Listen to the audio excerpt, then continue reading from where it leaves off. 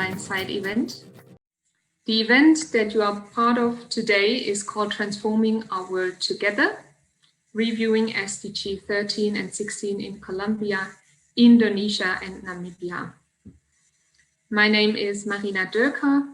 I am the Program Executive for Diaconia and Development at the Lutheran World Federation, and I will moderate this event. I forgot one thing about technical instructions. This is a webinar, so you will not be able to speak during this event, also not in the discussion later on. So if you have any questions or comments, please use the chat box. And I can also see that people are already introducing themselves, but if you want to introduce yourself to others, please select all panelists and attendees, not only all panelists. So if you post something in the chat, please select all panelists and attendees so everyone can read your message. And we encourage you to use the chat function broadly during this event. Today we want to present and discuss the findings and recommendations of the Voluntary National Review, or short VNR, shadow reports conducted by Lutheran churches with other faith actors and civil society partners in Namibia, Indonesia, and Colombia. But before we hear from the three countries, I would like to invite our LWF General Secretary, Reverend Dr. Martin Junge, to share some opening remarks with us. Martin, over to you for your opening remarks. Thank you very much, Marina. Good morning, good afternoon, and good evening to you all. And once again, welcome to this high-level political forum event in which we shall launch shadow voluntary national reviews from Colombia, Indonesia, and Namibia. We are gathering at a time when the world is facing difficult challenges. The COVID-19 pandemic, the climate crisis, and conflict and fragility in all regions, to name just a few examples. As we follow the ongoing 2021 high-level political forum, it becomes very clear that we are not on course in terms of achieving the SDGs by 2030, as the world agreed in 2015. While the pandemic has played a significant role in pulling back our collective efforts towards achieving the SDGs, several other factors are also at play: debt, inequalities, pushback on human rights, and a growing tendency for developed countries to take care only about themselves. This increasing lack of solidarity is of great concern to us in the Lutheran World Federation. The treatment of people forcibly displaced, the growth of the number of people without enough to eat, the alarming rise of gender-based violence affecting overwhelmingly children, girls, and women, and the unequal access to COVID-19 vaccines are just few examples. Things are not good. However, there is some good news. We still have the SDGs. The pandemic has not wiped them away. They are still there. They represent both a vision and a shared commitment on which to build. We continue seeing faith-based actors deeply engaged with the local communities, now also in the context of the pandemic, offering horizons of hope, garnering resilience, mobilizing communities, serving people, advocating for justice. And we continue seeing how faith-based actors, because of this role, have not only a natural place in the implementation of the SDGs, but have also a responsibility in offering their own contributions within a wider web of different actors committed to the agenda. Together with our ecumenical partners, the Lutheran World Federation has been seeking to leverage the unique role of faith-based actors and showcased the initiative we have called Waking the Giant. Through Waking the Giant, we have supported churches and other communities, faith-based actors, to discover their true potential and space within the Agenda 2030. The shadow reports we are launching today from Colombia, Indonesia, and Namibia are new additional examples of what churches and faith-based actors can do in the implementation of the SDGs. I would like to congratulate all those member churches and actors in these countries who were involved in this effort for the work done in terms of the reports, but also the capacity building and the advocacy that is unfolding at national levels. With no further delay, eager to listen what these reports tell us and what we can learn from that, welcome again then to this special event as we look forward to continued engagement with the Agenda 2030. Thank you very much. Thank you very much, Martin. And indeed, today, later during this event, we will hear more about how we can tap that potential that faith actors bring to the table in contributing to the Agenda 2030 and the Sustainable Development Goals. But before we do that, we have a next speaker first. His name is Ezra Yego. He's unfortunately not able to be with us today in this event, but he did send a video message that he would like to share with us. Ezra is the project lead of the Global Youth Network at the UN Sustainable Development Solutions Network. He is responsible for building a global network of young people who are committed to developing transformation pathways for sustainable development. And now let's hear what he has to say. Good morning, good afternoon, and good evening. My name is Ezra Yego. I'm the project lead of the Global Youth Networks program at the UN Sustainable Development Solutions Network, UNSDSN. It's an absolute pleasure to speak to you today at this high-level political forum side event organized by the Lutheran World Federation. As we discuss climate action and peace, justice, and strong institutions today, we need to remember about the Agenda 2030 and how all the Sustainable Development Goals are interconnected. We continue to see how climate action is derailing all the efforts that have been made to ensure that we have world peace across the world. A study done shows that 8 of the 10 countries where we have most of the peacekeeping forces, in countries like Somalia, DRC, Afghanistan, and many more, that these countries are very vulnerable to effects of climate change. We continue to see how state parties, all their efforts are being eroded by climate change. So we need to come together as a world and put together all the technical, financial resources that we have to try and ensure that we actually curb climate change. We need to continue to hold our governments accountable to uphold the Paris Climate Agreement that was signed, and we need to continue to recognize that we cannot go this journey alone. The Agenda 2030 calls for us to ensure that we ensure that we're no longer working in silos and we come together to collaborate.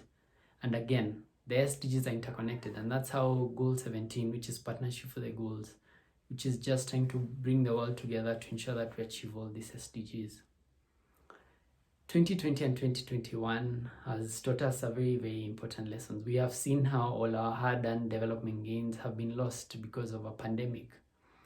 And as we continue to try and build the world back better, we need to reconsider and reevaluate what we did in 2019 and before. And as we try to ensure that no one is left behind, we need to continue to ensure that climate change and peace, justice, and strong institutions is at the forefront of our agendas, of our governments, of our organizations. I'd like now to speak to the young people, my fellow young people from across the world, all the youth-led and youth-serving organizations and all the faith-based organizations.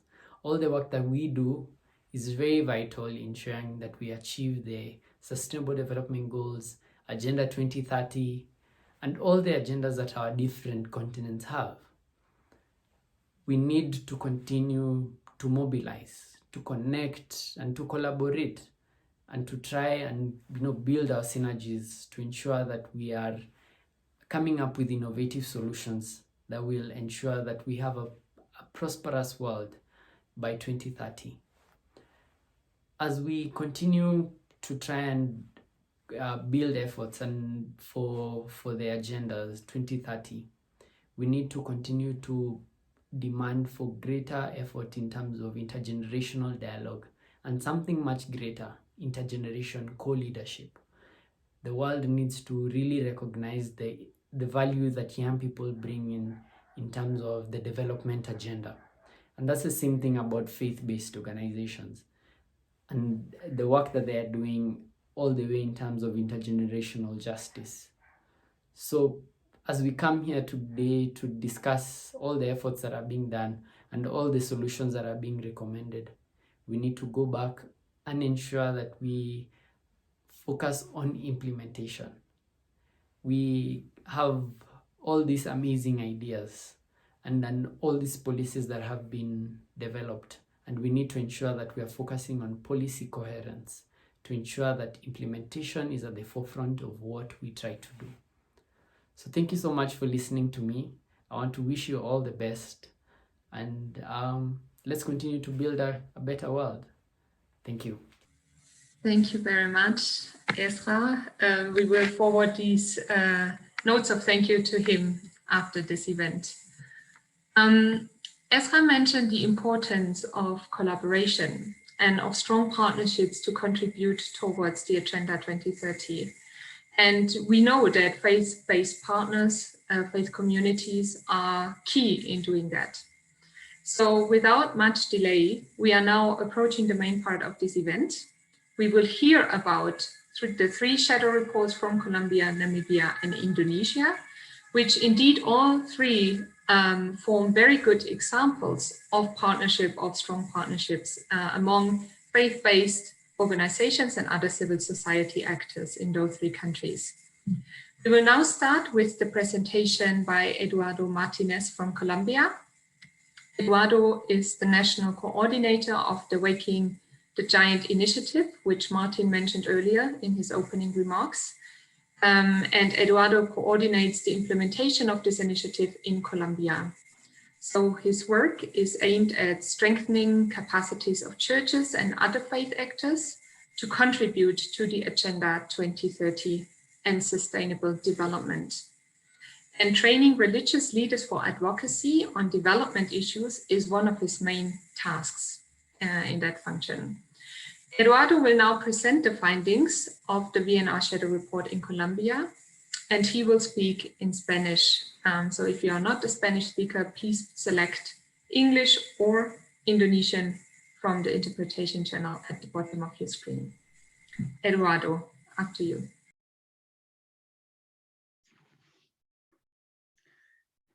Muy buenos días, buenas tardes y buenas noches. Es un gusto saludarles desde Colombia.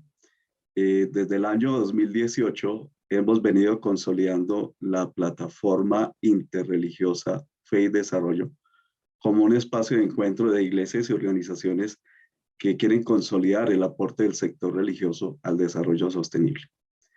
Con estas organizaciones hemos trabajado en este informe paralelo, también con el apoyo de una consultoría que nos permitió acceder a datos objetivos sobre la situación actual de Colombia en los ODS.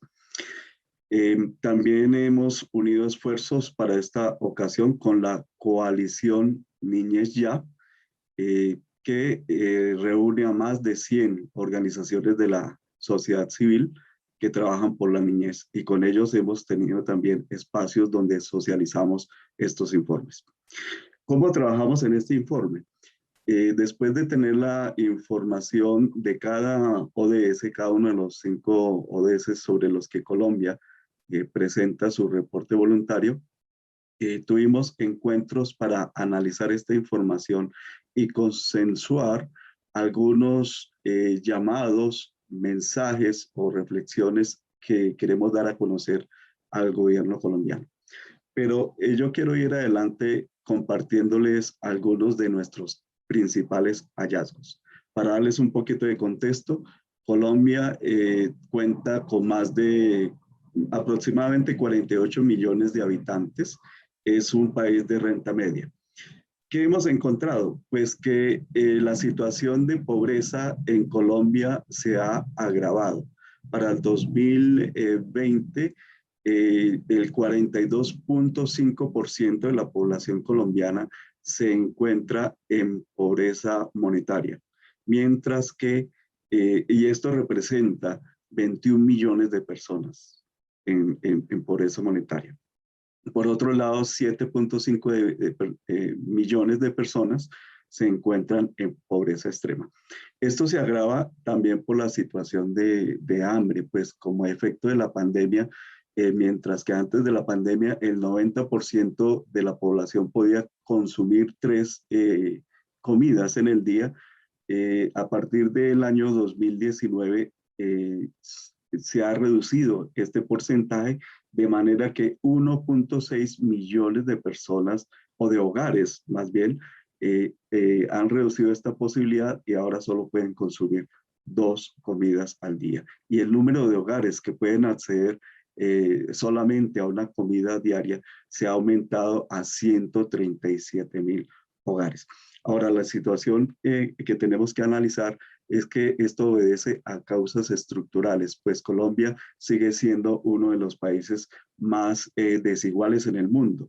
Es el segundo en la región y el 7º en el mundo.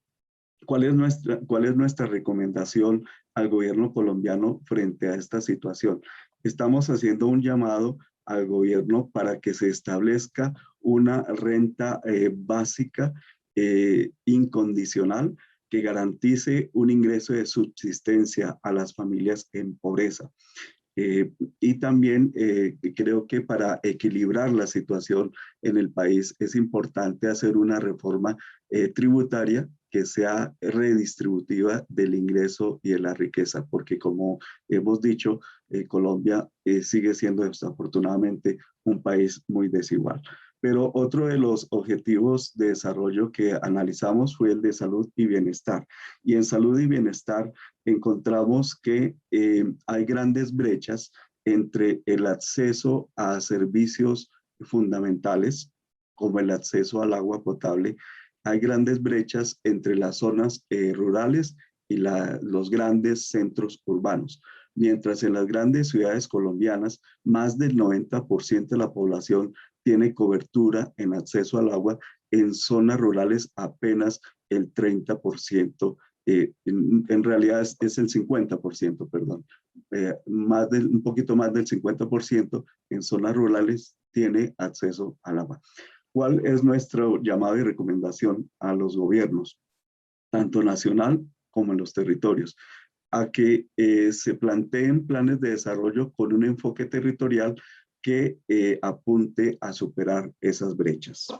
Otro de los temas que nosotros analizamos es acción por el clima, otro ODS, y allí encontramos buenas experiencias, especialmente porque se ha incrementado en la capital, la ciudad más grande, con más de 8 millones de habitantes, el uso de la bicicleta para la movilidad.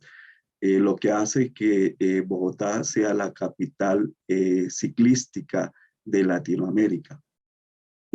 ¿Cuál es nuestra invitación en este caso? A que esta experiencia de uso masivo de la bicicleta para movilizarse se replique en otras ciudades del país y que los habitantes podamos hacer uso de este medio de movilidad que ayuda a nuestra salud, pero también le contribuye al medio ambiente. Esto como experiencia positiva.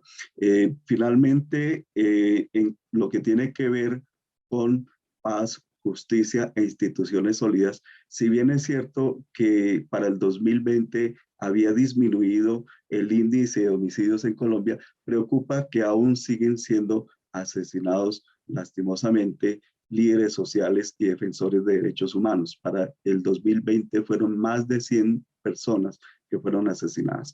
Nuestro llamado en este punto al gobierno colombiano es a fortalecer los mecanismos de protección para líderes sociales y defensores de derechos humanos. Estos son algunos de nuestros hallazgos. ¿Cuáles son las lecciones aprendidas? Para Despertando al Gigante, el trabajo en red con otras organizaciones es fundamental para lograr un mayor alcance con nuestros informes. De otro lado, el tener una estrategia definida de comunicación también es importante. Este informe lo hemos dado a conocer casualmente el día de ayer en un evento público con algunos medios para que esta información llegue a nivel general. Los pasos a seguir en Colombia. Básicamente estamos pensando con las organizaciones de la plataforma y otras organizaciones aliadas en llevar adelante algunas acciones de incidencia al fin de que nuestras recomendaciones lleguen realmente al gobierno colombiano.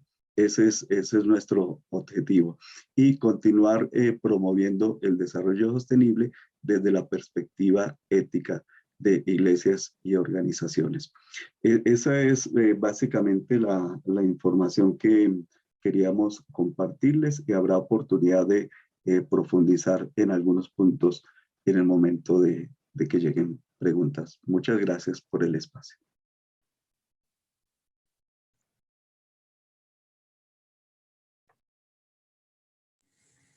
Thank you so much, Eduardo, for sharing these important and, in fact, enlightening insights on progress towards the SDGs in Colombia. And while it is indeed heartbreaking to hear about the devastating impact of COVID-19 in your context and in other contexts as well, we are so glad to hear about the strong engagement of faith-based actors in raising awareness about these issues and in advocating and working for those most vulnerable. Thank you very much for sharing these insights, and we're looking forward to hear more from you during the discussion. And I would like to encourage all participants, in case you have any comments or questions, please use the chat post to all panelists and attendees so everyone can see your comments and questions, and we will pick them up later on in the discussion. Next is our presenter from Namibia, Uhuru Dempers. He is a leading human rights activist in the socio-economic justice sector in Namibia and the Southern Africa region.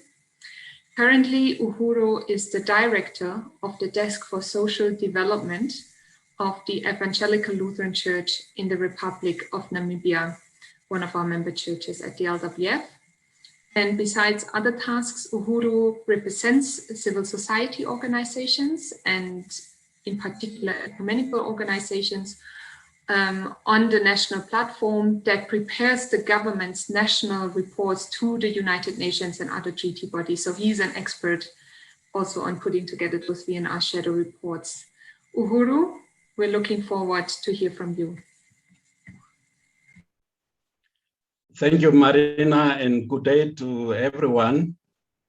Greetings from Namibia. Namibia, with a population of less than 3 million inhabitants, is situated in the southwestern corner of Africa and is classified as an upper middle income country. Although endowed with rich mineral resources and boasting with a GDP of almost $5,000 US, Namibia is a very rich country indeed, but with very many poor people. According to recent human development reports, almost 50% of the population is multidimensionally poor or vulnerable to multidimensional poverty. Namibia is also amongst the top 3 most unequal countries in the world. This is the second time Namibia is submitting its report. The first one was in 2018. The Desk for Social Development of the Evangelical Lutheran Church in the Republic of Namibia has mobilized civil society organizations to participate in the preparation of the official report. But because the space was limited there, we welcome this opportunity to hear our views. In terms of methodology, we have had literature reviews with the assistance of local academics and experts. We have had focus group discussions with church leaders and the youth. We also interviewed experts and invited submissions, especially from environmental NGOs. I will now quickly highlight some of the findings on Goal 13, climate change. Namibia, is noted in the official VNR report 2021, is highly prone to natural disasters, including flooding, drought, and veld fires. However, the efforts at resilience has been challenged by high levels of poverty in many areas, as also observed by the World Food Programme. There's also a lack of essential data, limited institutional capacity to reduce disaster risk, and inadequate interministerial coordination. Climate change is accordingly increasingly the severity of drought and flooding, a trend compounded by poor infrastructure and traditional farming practices. Despite all these vulnerabilities, challenges, and threats, there are also opportunities for Namibia to benefit from climate change. As Namibia has comparative advantages in terms of potential for renewable energy exploitation, such as solar, wind, and biomass. You have heard about some large-scale projects that government is planning with the support of some international community. But we have also some challenges. Adaptation efforts of government are somehow misplaced and do not assist affected citizens with adequate assistance and support to deal with effects of climate change. For example, in terms of drought relief, this measure should, in our view, include programs for restocking of livestock after prolonged drought, especially for small-scale farmers, and advisory services for diversification of agricultural enterprises. Shack fires is also a major concern with us, especially in the informal settlements where most of the low-income and poor households are living. And as churches and civil society organizations, we have presented a 3-year action plan to the head of state and the ministry responsible for the decongestion of informal settlements that requires urgent action. Namibia has also, as expected, prepared a national determined contribution, the NDCs, in 2015, and it's currently been revised. The target of 92% reduction in greenhouse gases by 2030, which is in 8 years' time, for us as civil society is unrealistic, since Namibia is also already a net sum country. Main priority in our view for Namibia moving forward should be on adaptation, including issues of building resilience of communities, ecosystems, and the economy, because we are already seeing the impacts of climate change, which are more frequent droughts, more unpredictable rainfall patterns, in particular, and especially on protecting the most vulnerable in society. Adaptation and development are closely related. When a household has access to basic human needs, shelter, adequate nutrition and warmth, and basic services, they are more resilient to shocks. We commend government for strong policies on climate change, the policy on climate change, the Disaster Risk Management Act, and other legislation. However, we are concerned that these policies are not well resourced and there's capacity challenges with the implementation. Going to the Goal 16, Sustainable Goal 16, promoting peaceful and inclusive societies for sustainable development.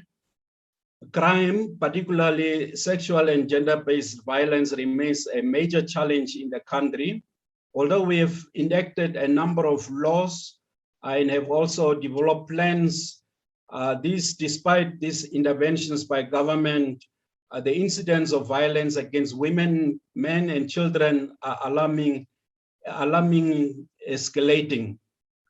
An assessment that has been done about the impact of the response on gender-based, sexual and gender-based violence plans points to lack of data, reliable data, inadequate funding for these plans, and lack of a strong leadership.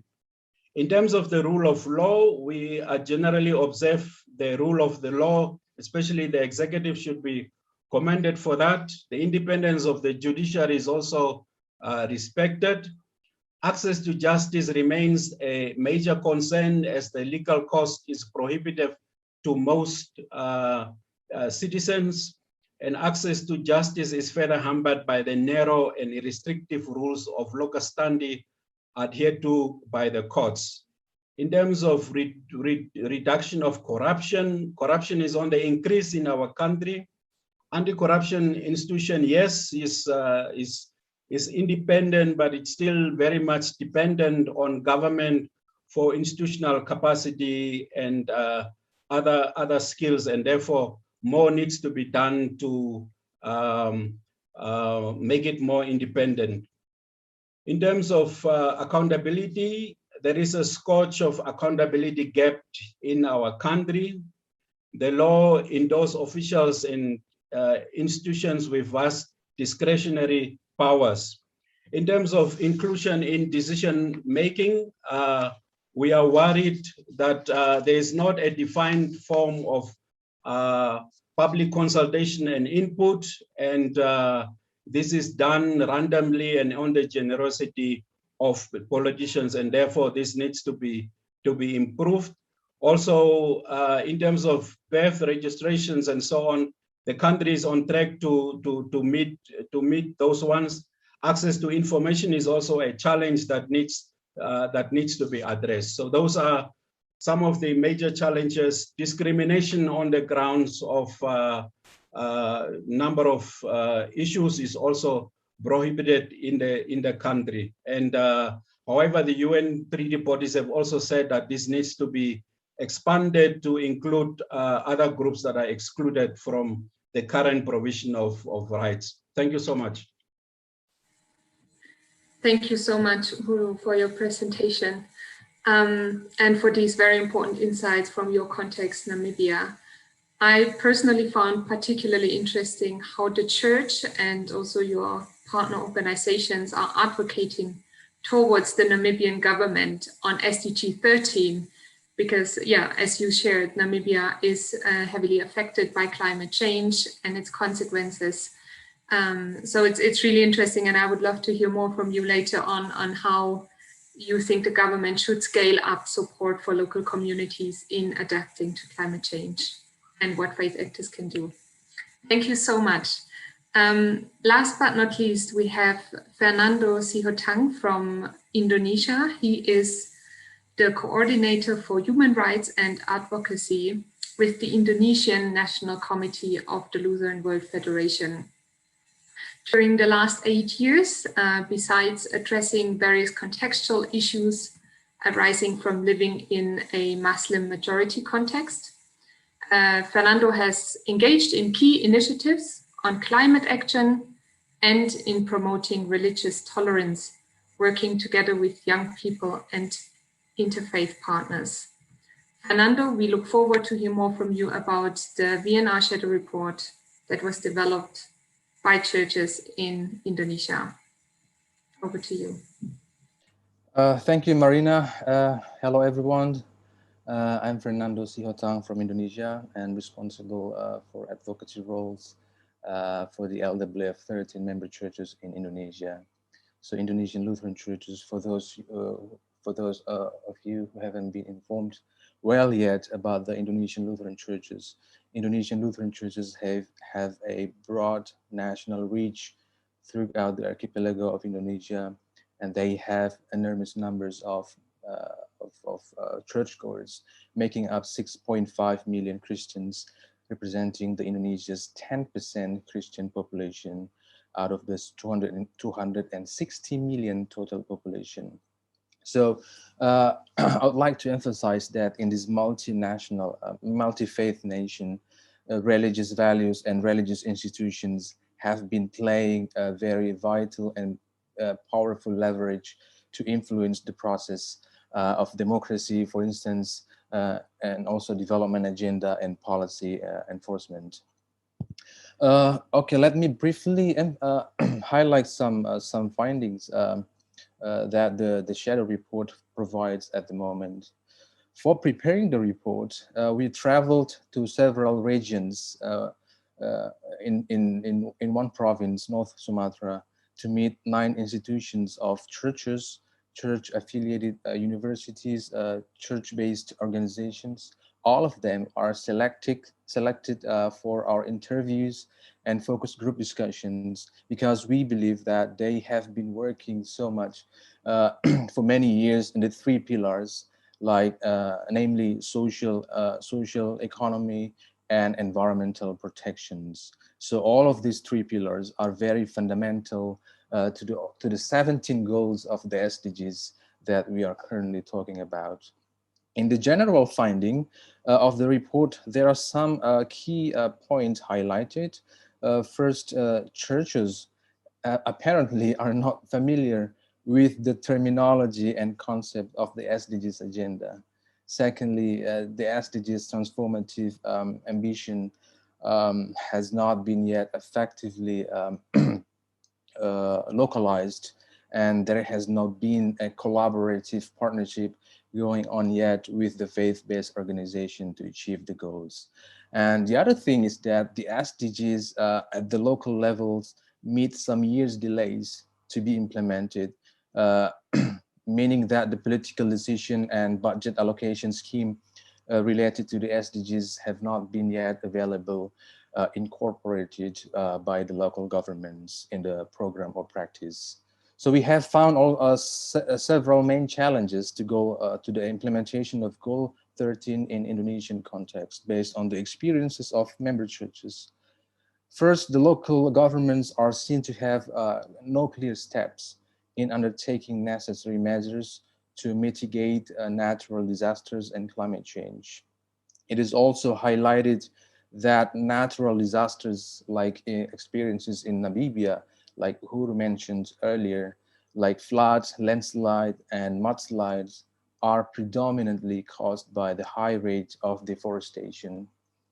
There has been also a massive land use conversion and the increasing expansion of monoculture as a consequence of the development of agricultural industry that continues contributing to the loss of forest and biodiversity, inducing the displacement of the locals and the indigenous peoples from their own lands, and making people moving from their home to other places or other countries like Malaysia, Singapore, and many Arabic countries, or Hong Kong, Taiwan, as climate migrants to find better life.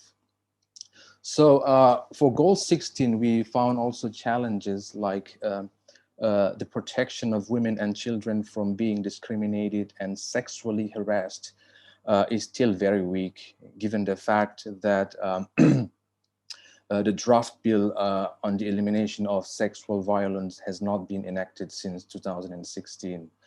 It is also it is such a pity also that the experiences of sexual violence is in Indonesia, in many places across Indonesia, are not frequently not brought into justice. They are overcome internally in the society or between the families involved in the situation.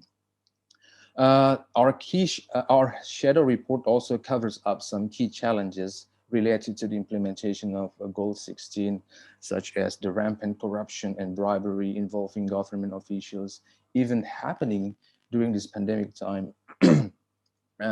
There's also this huge discrimination against religious minority groups, discriminating like Ahmadiyya in Islam context, and also in Christian religious minority groups in different in some areas, and others some unrecognized religious tradition or belief. So the increase of child labor practice has also been increased during this pandemic time, especially the increase of drug abuse amongst the younger generation. And finally, churches strongly highlight how this COVID-19 pandemic has impacted so much adversely on the unregulated and unprotected, precarious informal workers, leading them to the extreme poverty and other unexpected social circumstances. But despite the ignorance of member churches of the SDGs agenda, churches have been for several years have been offering unique program activities that can be integrated with the SDGs goals. And most of these activities are conducted in interfaith pattern. So like churches are integrating their ecological campaign in the church events, like for instance, I don't know if you have these experiences at home, like church is integrating the trees replanting as a wedding vow. So bridegroom is not required, but encouraged to make a wedding vow by preserving the trees planted together before the wedding. Church also is initiating unique programs for generating people's income through green economy concept, organic farming system, and so forth. And also for goal 16, related to the goal 16, churches are promoting like UN convention like CEDAW for raising awareness towards the elimination of discrimination against women.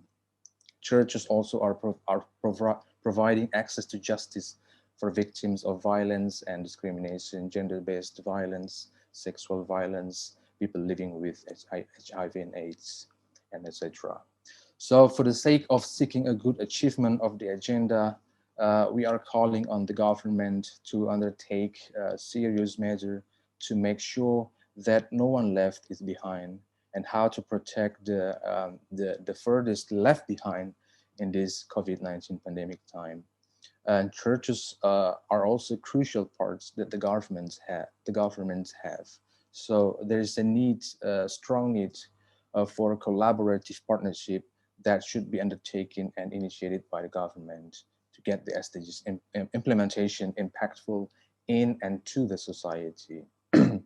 And because I don't have much time now left, so I'm gonna copy and paste these some of my thoughts about recommendation to the government to the chat room, and allow me to move to what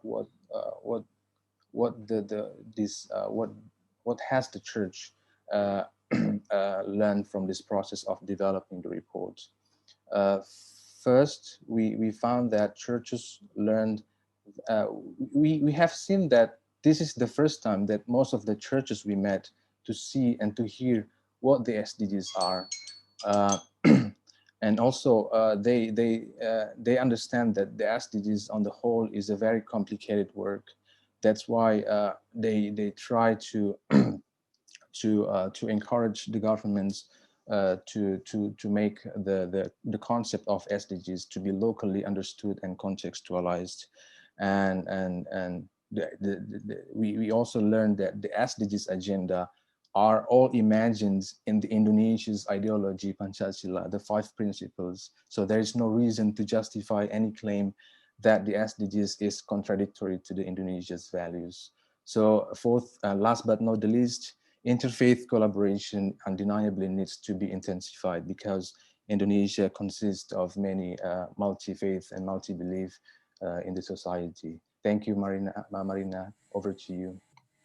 Thank you so much, Fernando. And thank you for this very rich discussion. And we're looking forward to read more about that in the actual written report. I also saw there was a question in the chat on whether the written reports would be made available. That is definitely the case. They will be uploaded to the LWF website, where you will be able to find them very soon. I personally found it really enriching to hear how in a context like Indonesia, where there are certain sensitivities surrounding faith and religious affiliation, the churches have really been able to engage in strong interfaith collaboration and interfaith action towards achieving the SDGs. So thank you very much for that presentation, Fernando. We are now going to have some time for questions and discussions. I saw that some questions already were posted in the chat. If you have more, feel free to post them now and we may be able to pick them up. The discussion will be moderated by my colleague Dorcas Parcelar.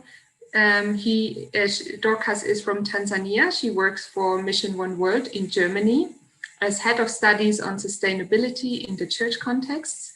And Dorcas also represents Mission One World in the Global Waking the Giant network. Dorcas, I hand over to you for moderating this discussion session. Thank you very much, Marina. And thank you all for joining today's session. It is, I feel very pleasure to see all of you here. And thank you very much for our panelists who have presented their reports here. We're now going to be starting the question and answering session. As we proceed, we shall try to address as many questions as our time allows us to do.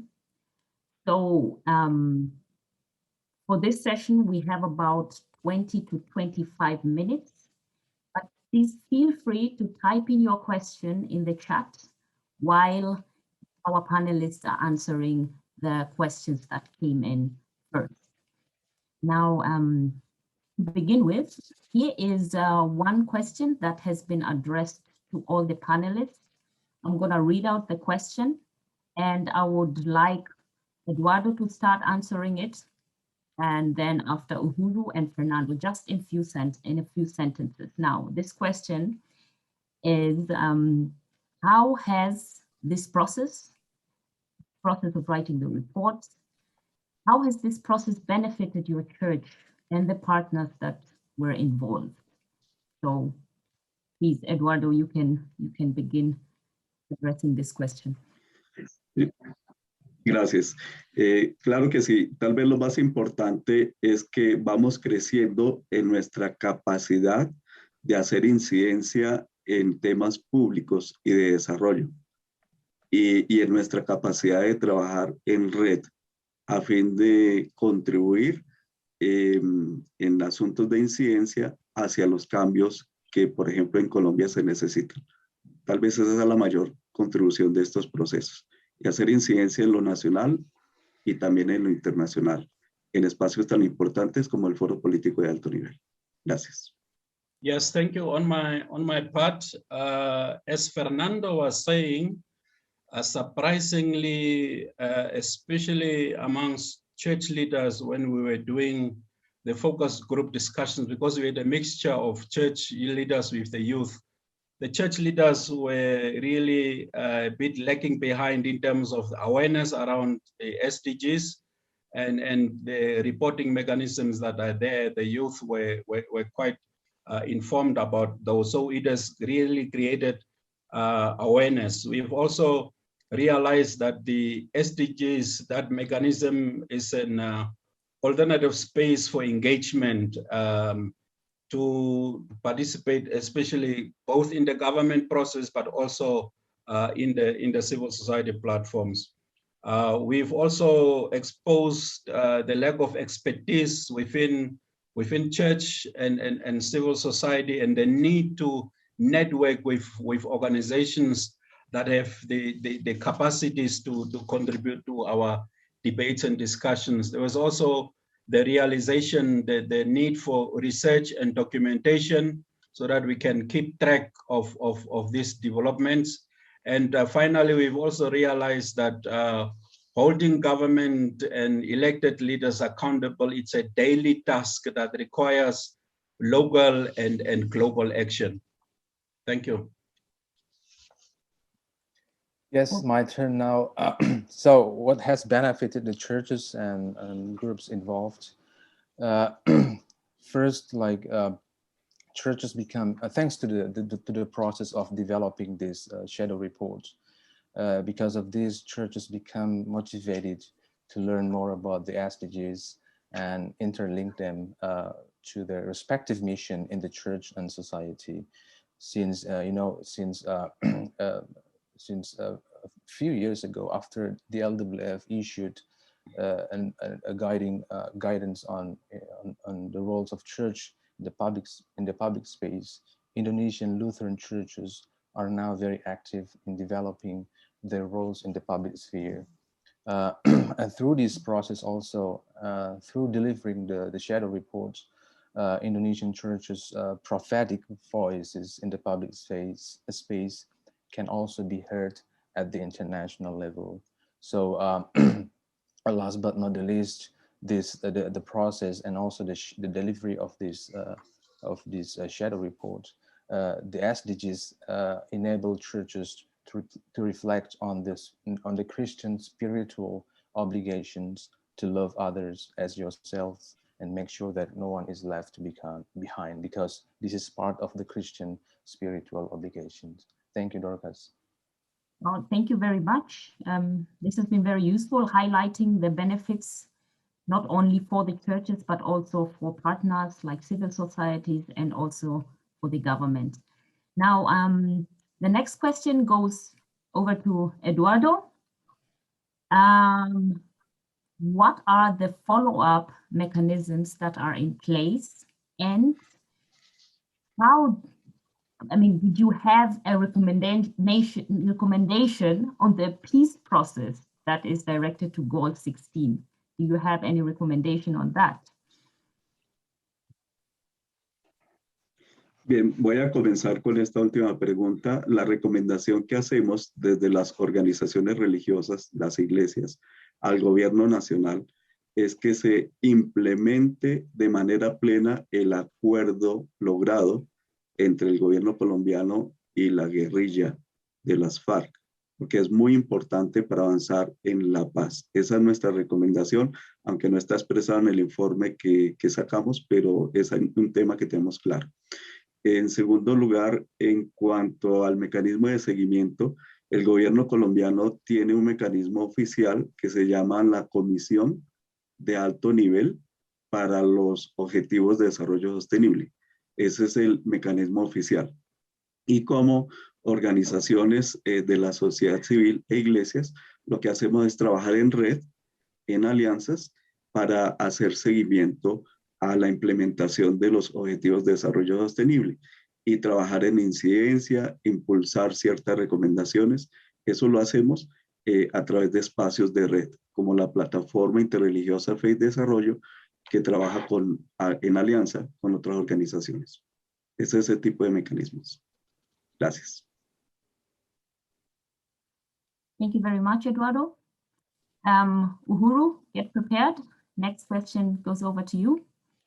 I'll just make a combination of two questions, then it's easier for you to give me an answer.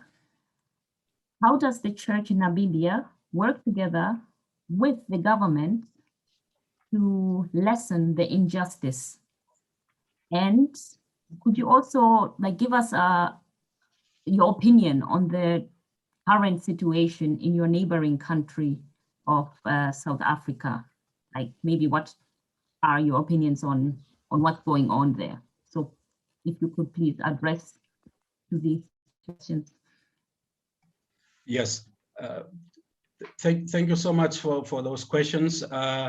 Before I come to that, I also want to draw the participants' attention to the devastating impact of COVID-19 on Namibia. In terms of per capita, we are probably number 5 on the world list in terms of the impacts, the cases, and the death and all that related. So this would be also a focus going forward. We are also worried about some urgent environmental issues, red flag issues. There's a well drilling by Recon Africa, the Canadian company, in a very sensitive, environmentally sensitive area, which we are monitoring. There's also phosphate mining that some elites, well-connected, are pushing. We are also monitoring that and asking churches to intervene there. There's also some illegal logging of some sensitive trees, indigenous trees, and so on. But we have, in the past, churches have had policy advocacy dialogues with government to influence government policy. Even currently, we have intense, heated debates and discussions around land reform, where we think government's land reform, the pace of land reform is not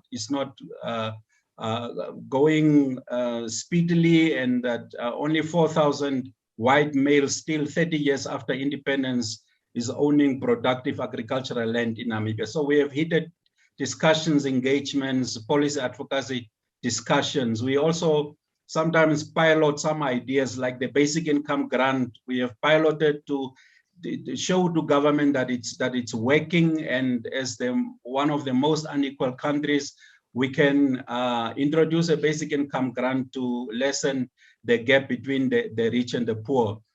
What is happening in our neighboring country was predictable, and it will happen in a lot of other places, even in Namibia. The levels of inequality. I mean, South Africa is one of the other 3 top countries, most unequal. The levels of poverty, inequality in South Africa is unsustainable, and people will use every excuse to address their basic needs, whether sometimes it also borders on criminality. So whereas one doesn't want to condone criminality, out of desperation, out of hunger, people go to that extent to loot shops and help themselves. And unfortunately, opportunistic politicians exploit on people suffering and poverty. So we hope that soon order will return, but governments needs to pay attention to the high levels of poverty and inequality, especially in the Southern African region. Thank you. Well, thank you very much for that very elaborate explanation, and yeah, shedding a light on what's going on. Over to you, Fernando. You might have expected this, that it's your turn right now. Can you share some lessons learned regarding the work that churches and interfaith community do together to in the context where discrimination against religious minorities is involved? That seems to also be an issue. So what is going on there, or what are the lessons learned? What is the next move, or what are the next steps towards these issues? Yes.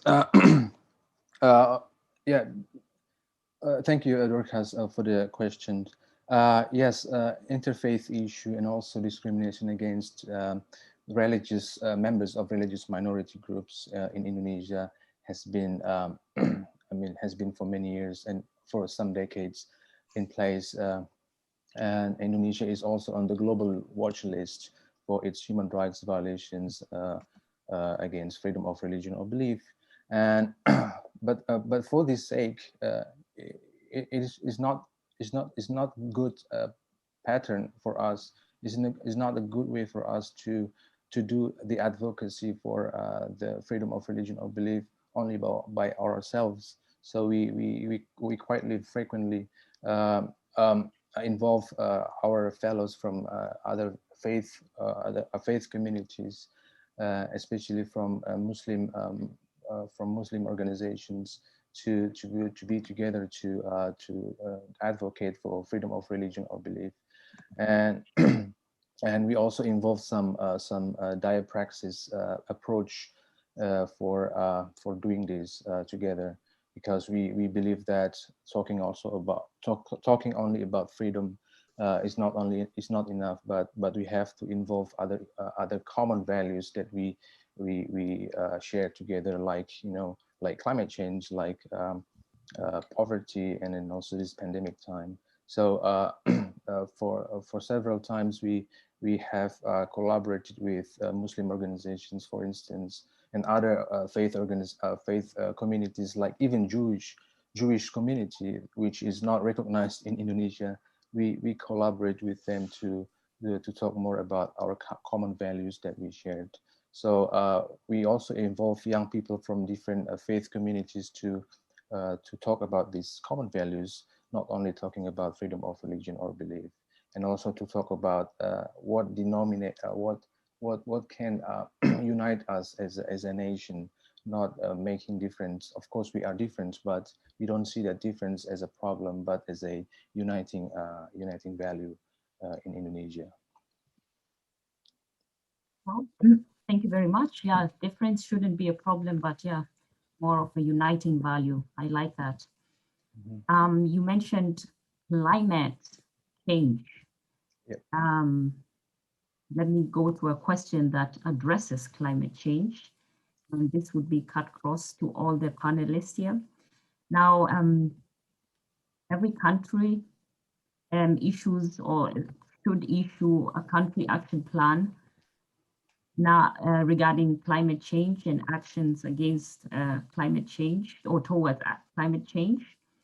Now, to what extent have Christians or has the church implemented actions towards climate change or towards the adaptation and mitigation of climate change? Or yeah, to what extent has it done, or what could be the good practice?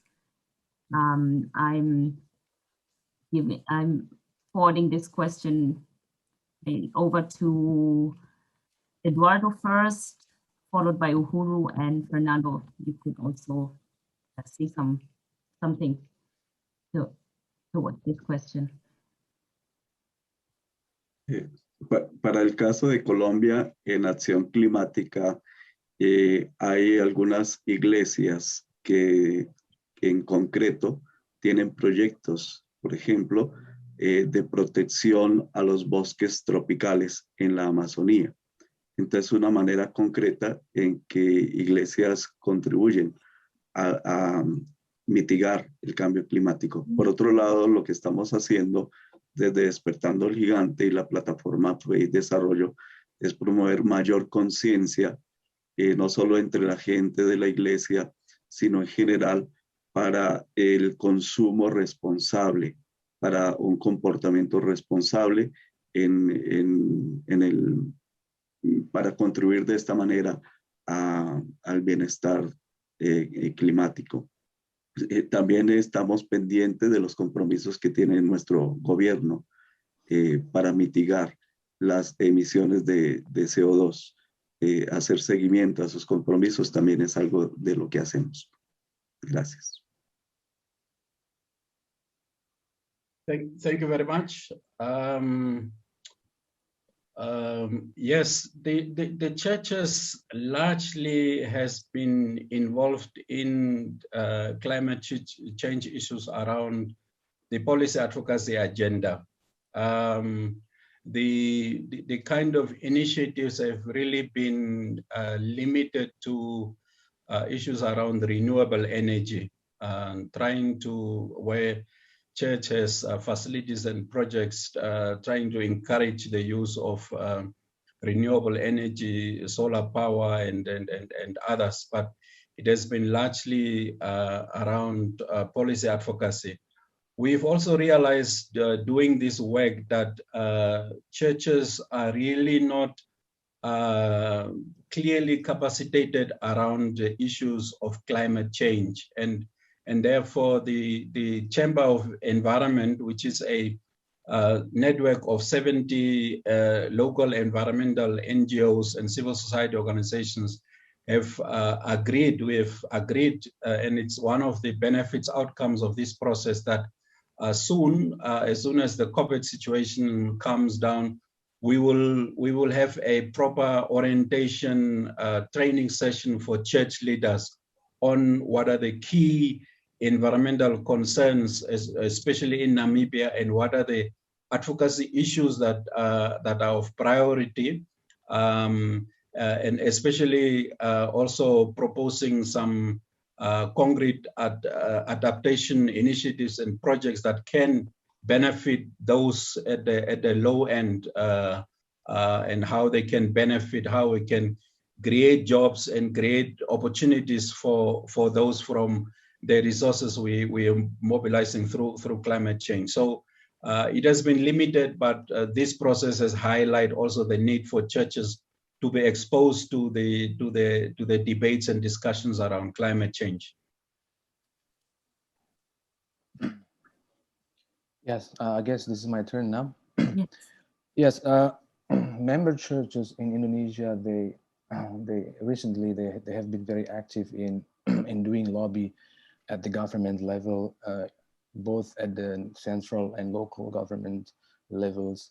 For instance, like one of the church leaders recently sent a letter to the government to close down the companies which are destructive to the environment in the area where the churches are located.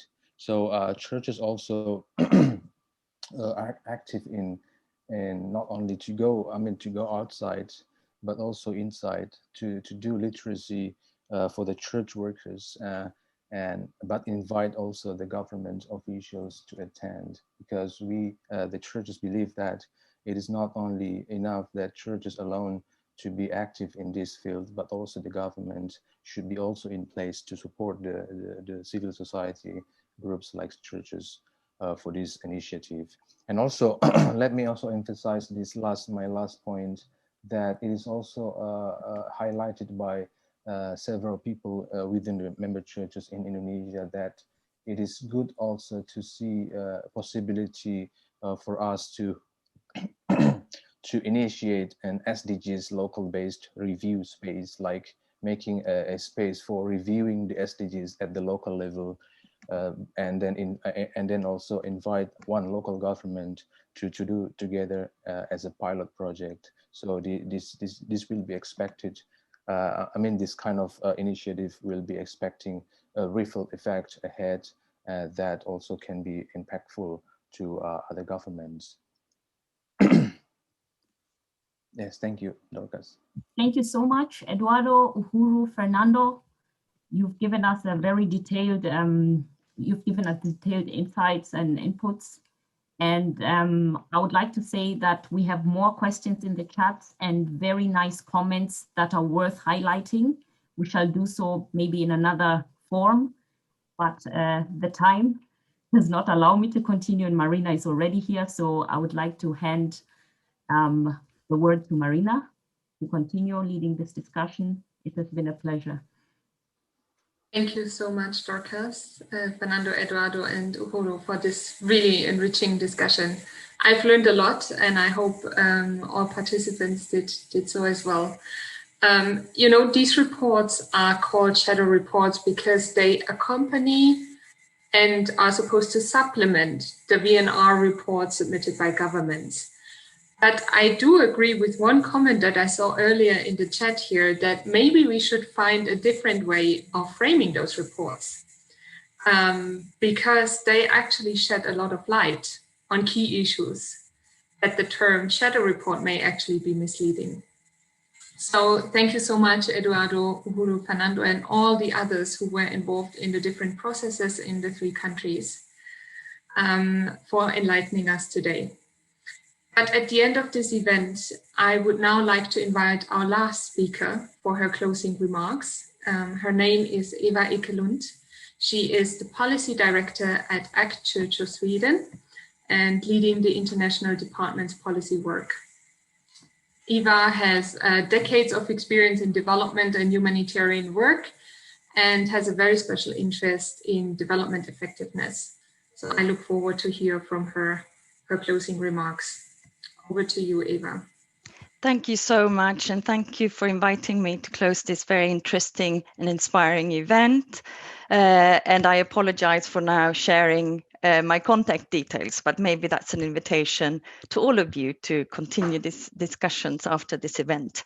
I would like to address the particular contribution of faith in development. For example, goal 16 here reported includes justice, peace and security, but is lacking the perspectives of ethics and spirituality and human dignity. Faith actors should contribute to the ethical visions on development, not only of ending conflict, human rights violations, hunger and health challenges, FPOs can contribute to deeper analysis on the future that we want to build after the pandemic. During the health, economic and social crisis that we find ourselves in, we are faced with the ugliest faces of self-interest, short-sightedness, ignorance, and greed. And today we've already heard we are particularly appalled by the UK decision to cut its development cooperation budget and the failure of the British Parliament to stop this. And we've also heard in the case, for example, of Namibia, for the implementation of the SDGs and the climate challenges and leaving no one behind, political will and resources are needed. And as we've heard, faith voices are key to hold governments to account on this.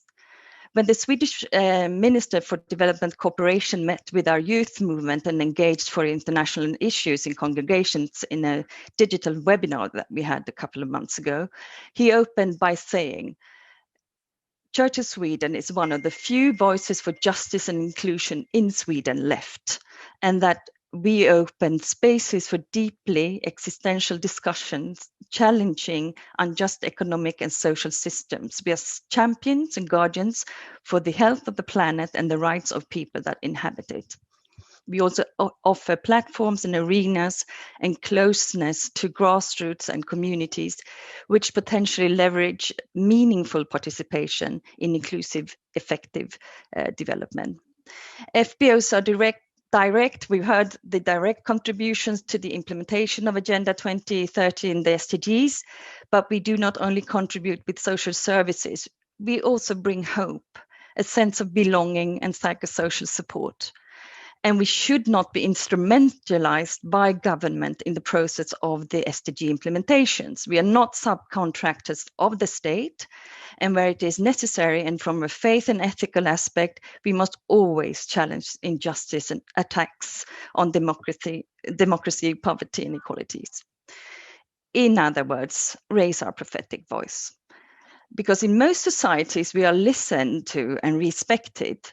The attention given to the voice of the Archbishop of Sweden, Antje Jackelin, in secular Sweden bears witness to this.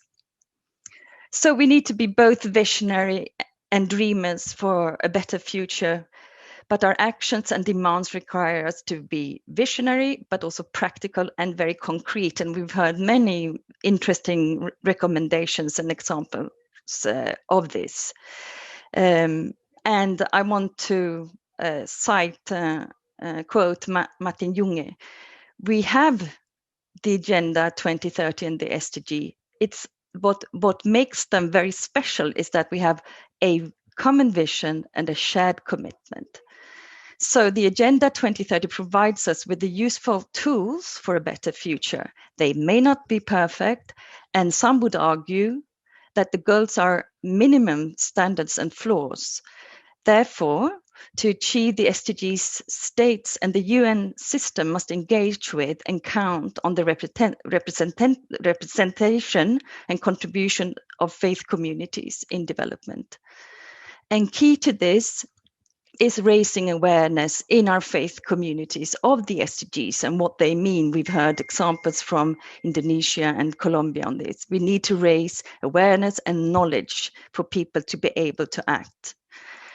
So your reports are a valuable contribution to add more perspectives to the implementation of the SDGs. So thank you very much for inviting me. Thank you so much, Eva, for these strong closing remarks. Very much appreciated. We have reached the end of this event, but I would like to highlight that you will receive a link to the written reports, shadow reports, as well as a link to the recording of this event. So we would very much like to encourage you to continue the discussion, maybe adapt some lessons learned from the churches and faith actors that you have heard today on how they have initiated and carried out the process of developing such a report.